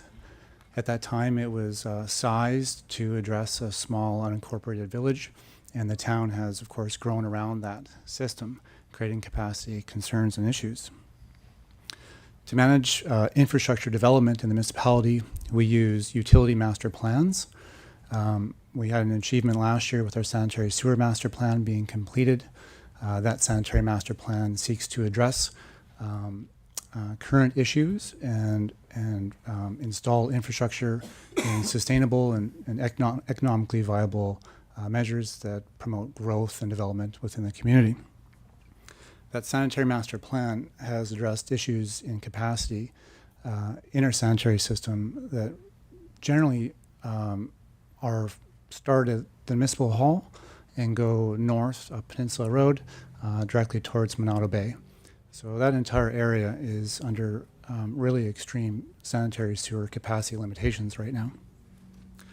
Specifically, the infrastructure that's currently operating at or beyond capacity is Hemlock Lift Station, which is at the bottom of the inner boat basin on Hemlock Street, and soon to be at capacity, Fraser Lane Lift Station, which is in front of the Municipal Hall, and as well as Peninsula Road Lift Station, which is at the southern end of the Monado Bay development. As well, there are 2 sanitary mains that are located within this catchment area as well.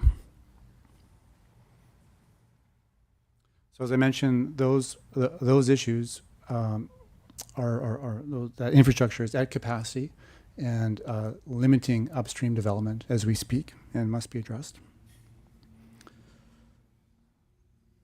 These limits have been presented to Council in the fall of 2023, And as well, we've included components of this infrastructure in our 20-year capital plan, but the extent and completeness of these upgrades are currently unfunded.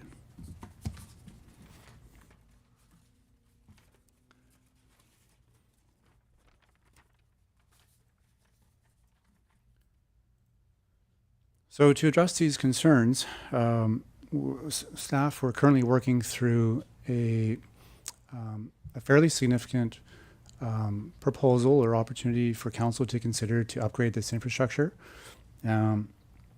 This slide, council, just is an illustration of where those capacity limitations are. So what's currently in red on your slide and in your agenda is operating at or beyond capacity, and what's in orange is nearing capacity limitations. So what will come to you in the fall, council, is an opportunity to consider this in a bulk order, as well as some staging and cost implications.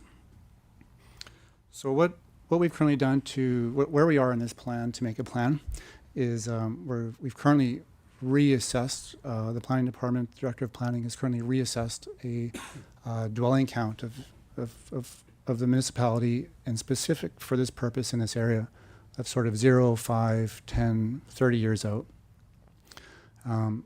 with the intention of informing appropriately and adequately sized infrastructure to facilitate growth that we're currently under.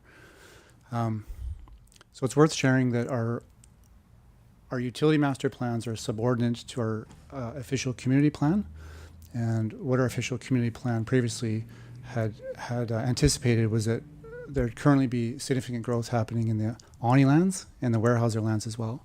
That's recently, it looks like it's shifting more towards Monado Bay and to infill along Peninsula Road and the Inner Harbor. So that shift has created is sort of threatening to create really extreme stress on this section of the sanitary sewer system that's aged, past its service life in some situations, and well beyond its capacity pumping limitations. Next slide. So I'd just like to illustrate the current state of infrastructure and the state of affairs. So again, just the symbology of this is the circles are lift stations and the lines are sanitary mains. This is a network diagram of our sanitary sewer system. So what's red right now is most concerning is Hemlock Lift Station. And the numbers that this represents are the dwelling counts that each lift station is currently available to pump. So we see Hemlock Lift Station is currently pumping at -93, its theoretical pumping capacity. What that means is that really one more approved development above its catchment area could cause, we're really into a risky situation there. These 3 lift stations on your slide, council, are engineered in series. It means that one lift station fills and then pumps up to the next lift station and so on. So as a large development happens upstream, it affects all 3 of these lift stations in series, as well as the 2 sanitary mains that I mentioned. So with our reassessment of current growth, and anticipated future growth with development upon us, we're currently working through a plan to present to you in council in the autumn that will address these issues for consideration. So that plan will have estimated cost of proposed upgrades, potential funding strategies, sequencing and timelines for installation, availability of capacity upon completion, and options, implications, and feasibility of expedited plan to allow the community, as desired, if desired, to approve developments upstream of this. Once completed and executed, this bottleneck will essentially be eliminated and solved for the next, appropriately sized for the next 10, 20, 30 years. And then we anticipate that we'll get back on track with our official community plan. So that's it for now. And in the autumn, I look forward to bringing you back an update on this sort of report 1 of 2. Does council have any questions?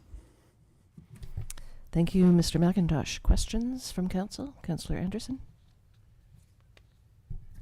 Looking at those on the east side, on the harbor side there, when we have the Hemlock Station being particularly bad, if a development went in there right now, how many doors could we put in right now as is, or we're actually over capacity for Hemlock, right? We couldn't add another development in there. Say there was like 12 units, we wouldn't even be able to do that today, would we? Through the mayor, so this department wouldn't be in support of that. We'd be strongly against it. So what engineers do is they build in safety measures and capacity thresholds. That's why we're seeing this -3 on the theoretical capacity item, or calculation rather. And so what it's sharing is that we are just we're well beyond any comfortable measure that we would ever recommend pumping at, and have been for close to 100 to maybe 120 homes. So it's been operating like that for 8 years, perhaps 10 years that it's been in this situation. So it hasn't hasn't crept up on us. It's been a very slow accumulation of capacity. So I would say that we're at our absolute limit of approving developments upstream of this system. So all things being, say we had more capacity in those lift stations, everything's fine on that end. How many more doors do you think that we could accommodate with the sewage lagoons as they are right now, and with the expansion capacity with the other cell? So we're at a point where our next cell is required at another 400 doors. So we're with the two developments that we're looking at now. Approval is feasible, and we'll take in development cost charges to sort of build capacity and funding for future expansion of our sanitary lagoon. And we do have room and availability in our lagoon, but with a 200-300 home developments that are approaching us, it's certainly we have to start talking about that, planning for it, and we are, and putting dollars to upgrades in the next 2 to 3 years. Right. So if the high focus could be up to 140, I think is what the proposal was, and then Weyerhaeuser, First Light, and potentially Monado. So we could be getting close to 500 there pretty quick. Yeah. The fellow from Acoustics had mentioned yesterday when we talked about capacity, he had mentioned that his engine, or the engineers that he'd spoken to, I think at Coors or KLW, had said that they thought that 80% of what we were seeing in the lagoons was from infiltration.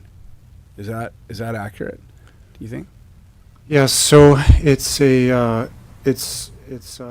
from our studies, from my studies, that would be a high estimate, and the developer has previously proposed solving the sanitary sewer issues just through addressing inflow and infiltration, which is what that is. So I would say on record that it's a little bit less than that. It's about maybe 50%, and which is important to say that it's similar to other communities, but maybe a little bit more. We have a lot of lift stations, more than most communities because of our topography. We have aged sanitary system with lots of openings and availability for water to inflow and infiltrate into that system.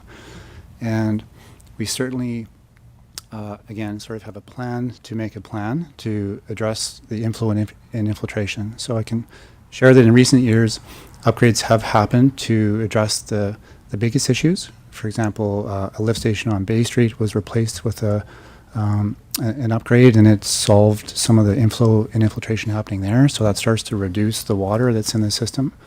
And we also have a few other upgrades earmarked in our plan to continue to address that. But the scope and breadth of an inflow and infiltration program is long and a long-term plan that we need to get on top of, and and really just continue to identify and knock down where those leaks are. So just to summarize that, so there's to approve this large of developments, physical hard infrastructure has to be upgraded and installed, and also compatible with that, or a companion project with that, is to reduce water flowing into the system, which is just a best practice, good to have, something that we must be doing. Am I naive to think that if you had 50% inflow, which that if that were fixed, you're essentially, you could double what we had originally thought. What we could put was roughly 400 doors. Is that reasonable to say that, or is it one of I guess what I'm saying, is it impossible to get rid of all inflow, or is it a goal that we can attain, that we can get rid of this and have more capacity to grow in that before we have to replace that system? So to seek to approve development on an I&I program, in our opinion, isn't the best path to take.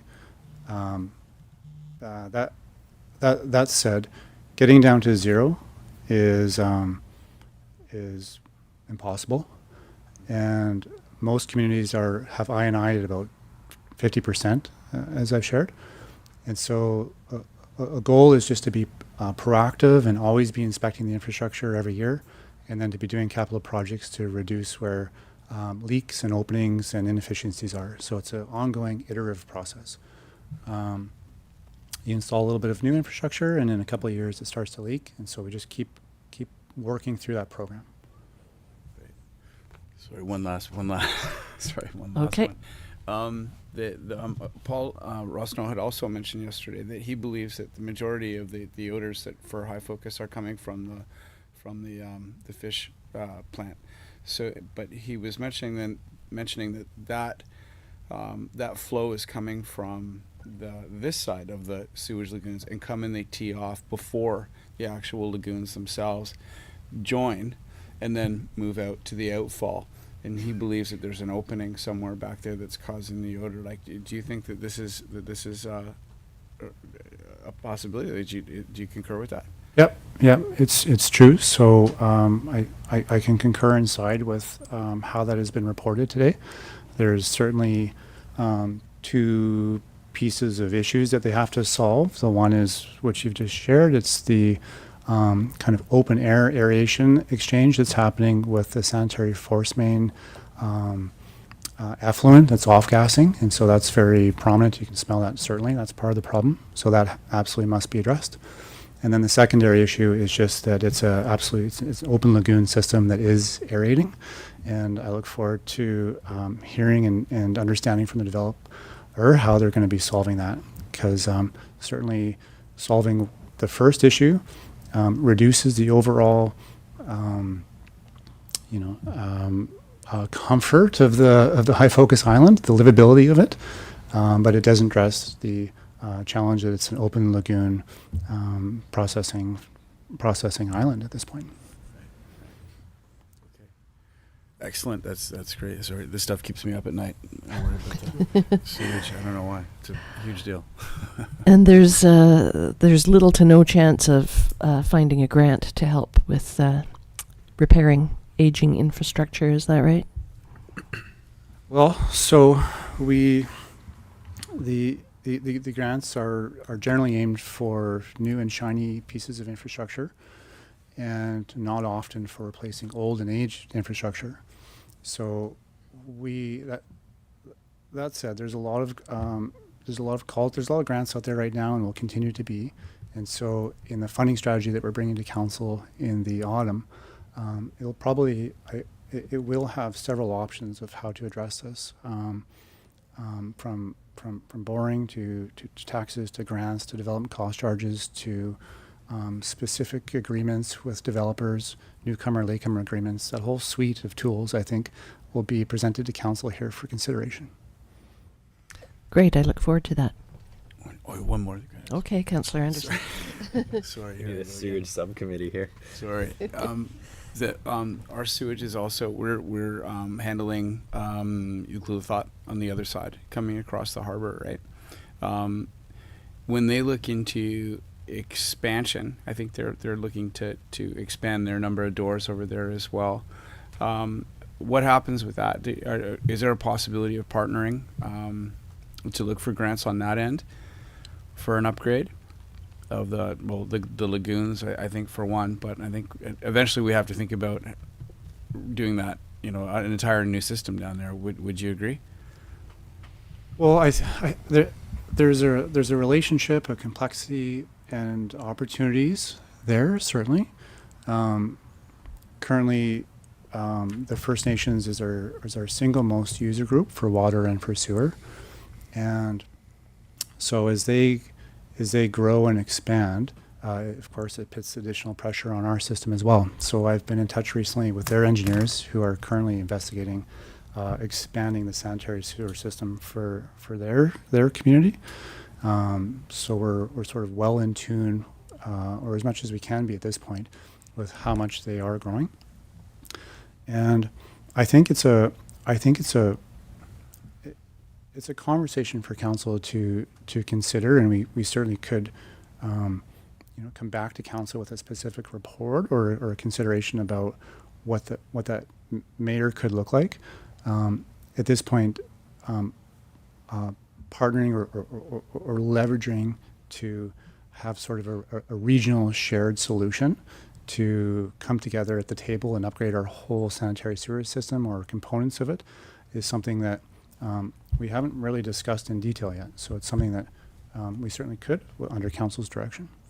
Yeah, because it did seem like there was that grant that I think Chris found originally that showed that we could add infrastructure on the outside. There's a federal grant that might be possible, and I wonder if we might have a better chance of getting that if we do it in partnership.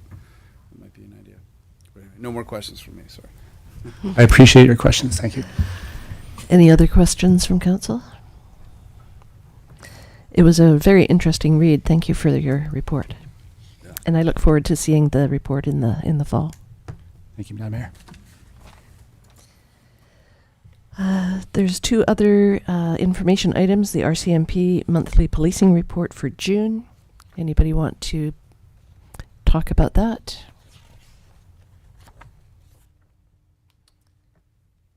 And there is the Minister of Environment and Climate Change Strategy review of the Environmental Assessment Act. Anybody want to bring that one forward? No? Okay, so we'll move on to mayor's announcements and council committee reports. And I just wanted to thank staff for a fantastic Yuki Days. I know Councillor Anderson wants to thank some specific people, but for sure the whole recreation department, and it was. I know it probably didn't go off without a hitch, but it looked like it went off without a hitch. So that's the important thing. So thank you so much, Ms. Fortune. So we'll start with Councillor Anderson. Yeah, thank you. So yeah, Yuki Days was an amazing success. I thought that's great, and it was astounding to me because I never realized how few people do this. So in the background, it's really a handful, and obviously Abby's in charge, and but like a huge mention to Barb. I don't want to say her last name wrong. Gabberson, yeah. Yeah, just amazing. Like that she's able to plan this out in advance and all the work that she does. It seems like it's getting bigger every year. Am I wrong in thinking that? And it's. This was a big one. I've never in 28 years seen that many people at Yuki Days on the Saturday. It was just packed. It was incredible, and I know that she's pretty overworked and could probably use some help there. But and then also Judy Bludorm, it's amazing work from her as well. I know that she was a little sick there during the event, and then Candace Bone also. So just an amazing job from all those. Also Sam, Nicole, and Michelle Clips also did an amazing job. So. it was just astounding to see that go off without a hitch, and everyone had a good time. And my highlight was my baby won the crawling contest, and that was that was a highlight for everybody, I think. That was a big one. We've got the ribbons up at the house, and we're pretty excited about that. The only other thing I was going to bring up is that I went with James to do a couple of ride-alongs to go talk to people about the Penn Road upgrades, and that was great. It was really good to hear from other people, and just to get an idea of what some of the folks had gone through. But also it was interesting to see that there's a lot of sort of misinformation, or sometimes people don't get what's going on.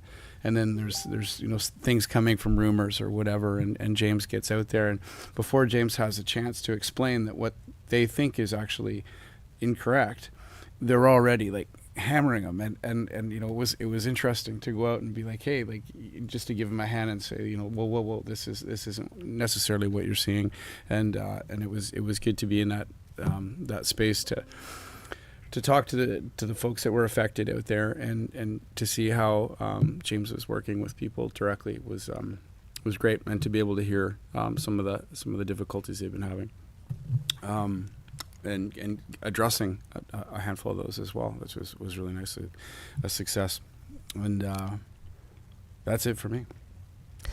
And I think there's going to be like a block party or something coming up maybe in September to celebrate the success of the Peninsula Road upgrades and help those businesses get some people through their doors. And is that right, Mr. Lawrence?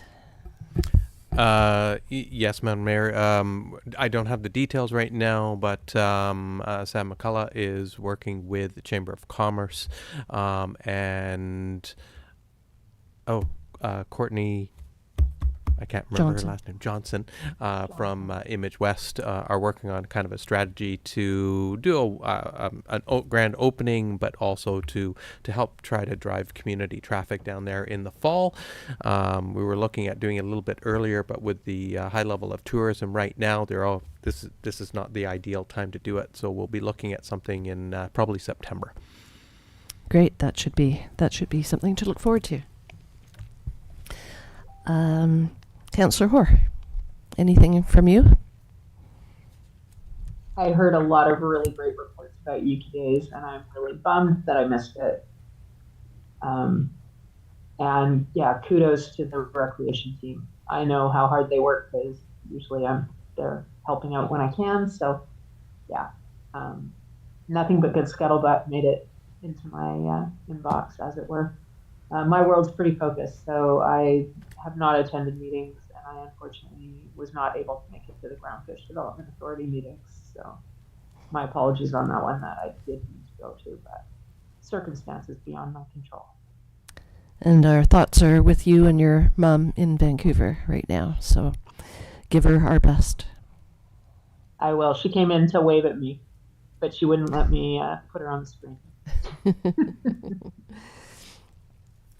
All right, thank you. Councillor Mafty.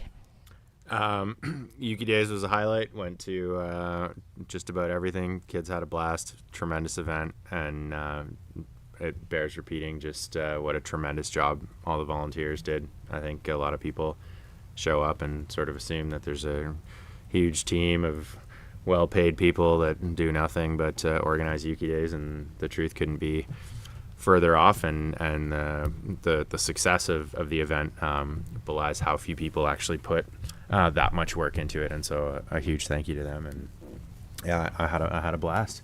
They ran out of frozen mangoes, the Care Network did, but that's okay. I still managed to eat many, but everything was lovely, and yeah. Great, thank you. Councillor Kennington. Nothing to report at this time. You actually avoided Yuki Days. I didn't avoid it. I had a family reunion, 70th birthday. Oh, nice. Cowichan Bay, where I also had terrible cell phone reception. So something is going on out there. If you're hearing stories, it's pretty bizarre. It's true. Okay, great. For me, July 15th I had our monthly mayor's meeting. There's a few of us that got together at the LGLA conference back in January in person, and we continue to meet online on Zoom once a month. And I was able to make that one. There were 8 of us on that Zoom call, and including the mayor of Kamloops and the mayor of Quesnel. And you've probably heard things about both those mayors. So they were on the call. And one, the mayor of Quesnel had, oh no, it was the mayor of Kamloops, I think, had just done a press conference. So anyway, very colorful characters, those people. July 23rd, I met with Nick Curry. That's Tourism Ucluelet's tourism development specialist. And I guess he will be working with Ms. Fortune on updating the Ucluelet's tourism plan at some point in the coming year or so. So that was great to meet with him, just one-on-one. July 24th, had an ACRD board meeting on Zoom. It was mostly about Bamfield, that particular meeting, because they are actually getting a sewage system both on the east side and the west side of Bamfield for the very first time. So yeah, lots of bylaws being passed about that. And today, actually this morning, I was on the ACRD Transportation Committee meeting on Zoom, and that's the group that is looking for a second alternate route to Port Alberni and to the coast. And Modi was there. Mike Pearson from Ministry of Transportation was there, and yeah, there's a lot of talk about doing more reports. I think reports have been done on the secondary access road for a couple of decades now, but they're going to do some more reports. So the ACRD has put $70,000 toward doing more reports to just figure out how, if a catastrophe happens, if there was an earthquake and Angel Rock fell and blocked Highway 4, what are people going to do? So it's quite an interesting committee. There's some lumber companies. Mosaic was there. Ken McRae, who probably was part and parcel of all those reports for the last few decades, is part of that committee. And the Port Authority had 2 people there.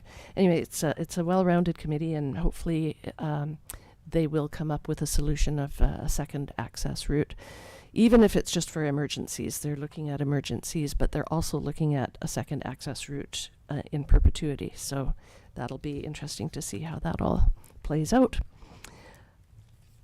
And then Yuki Days, I just wanted to give out some results here. I was one of the judges for the parade, which was really fun. I always look forward to that. So there were 4 categories. The best in theme, PRAS, Pacific Rim Art Society, came in first, and the Soapbox Derby people came in second. The community spirit category, Ucluelet First Nation came in first, and Relic came in second. The Judges Award, pickleball people came in first, and Black Rock came in second. And for best costume, Pacific Rim National Park came in first, and Redfish came in second. And then the community awards that everybody voted on with their ballots.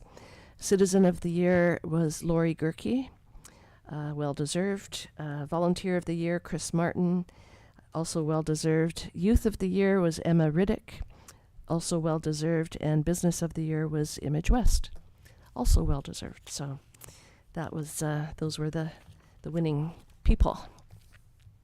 Any questions for me? I didn't hear who won Nail Sale and Vale. Oh, I left because it was raining. They were creating their boats inside the rec hall because duct tape doesn't stick to wet lumber. So I left before the actual race. So I don't know who won. Miss Fortune, do you know? No. You were cleaning up, yeah. Yeah. No, I don't know who won. Somebody will. I want to know who. Sorry? Somebody will put it on the community board, I'm sure. Here's hoping. Through the mayor. I also we'll- want to know who won the gumboot toss. Oh, yeah, you weren't here to defend your title. We'll have all the results in the Westerly newspaper in the following weeks. Excellent. Thank you, Miss Fortune. You're welcome. Could I add one more thing? Yes, Councillor Anderson?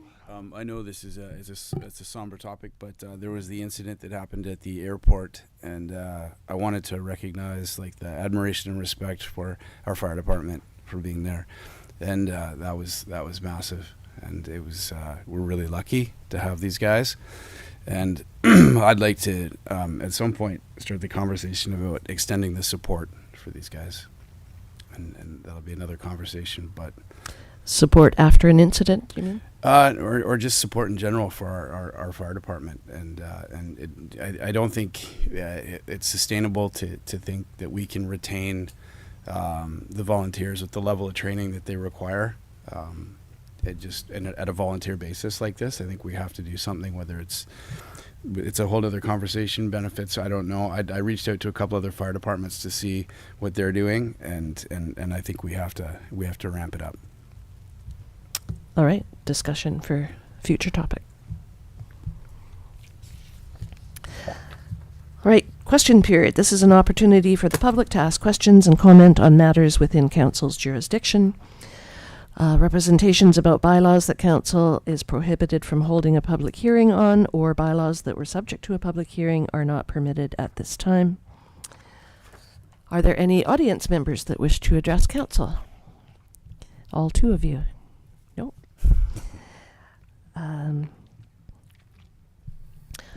Are there any members of the public attending by Zoom or telephone that wish to address council? If anyone on Zoom or the telephone wish to address, please raise your hand, or by telephone, *9.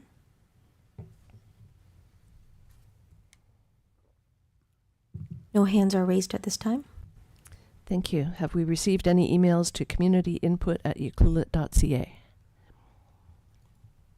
We received one correspondence since the meeting. However, it can be put on the next agenda. Okay, great. So I will move that the July 30th, 2024 regular council meeting be closed to the public pursuant to the following sections of the Community Charter. 90 brackets 1 brackets C, labor relations or other employee relations. 90 brackets 1 brackets D, the security of the property of the municipality. 90 brackets 1 brackets G, litigation or potential litigation affecting the municipality. And 90 brackets 1 brackets I, the receipt of advice that is subject to solicitor-client privilege, including communications necessary for that purpose. The meeting is now closed to the public at 6:07.